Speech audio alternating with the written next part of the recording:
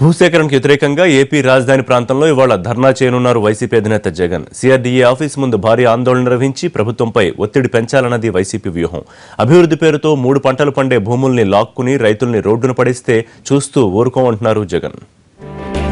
CRDA పరిధిలో భూ సమీకరణకు ఒప్పుకోని రైతులకు మద్దతుగా ప్రత్యక్ష ఆందోళనకు దిగింది వైసీపీ.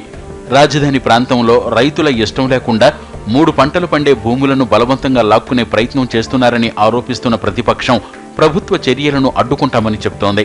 సమీకరణకు ఒప్పుకోని రైతుల మీద సేకరణ అస్త్రాన్ని ప్రయోగించాలని ప్రభుత్వం నిర్ణయించడం, కొన్ని గ్రామాల్లో నోటిఫికేషన్ ఇచ్చేందుకు సిద్ధపడుతుండటంతో నిరసన కార్యక్రమాల తీవ్రతను కూడా పెంచింది వైసీపీ.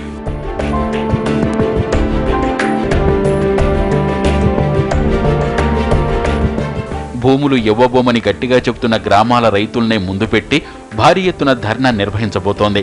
పార్టీ అధ్యక్షుడు జగన్ సహా సీనియర్ నాయకులంతా ధర్నాలో పాల్గొంటారు. సిఆర్డీఏ ఆఫీస్ ముందు ఇందుకు సంబంధించిన ఏర్పాట్లన్నీ పూర్తయ్యాయి. 3 పంటలు పండే తమ భూముల్ని ఎట్టి పరిస్థితుల్లో ఇవ్వబోమంటున్నారు 4 గ్రామాల రైతులు. ప్రభుత్వం నుంచి స్పష్టమైన హామీ ఏదీ లేకుండా భూములు ఇచ్చేసి తర్వాత ఎవరి చుట్టూ తిరగాలని ప్రశ్నిస్తున్నారు భూములు కోల్పోయే రైతులు.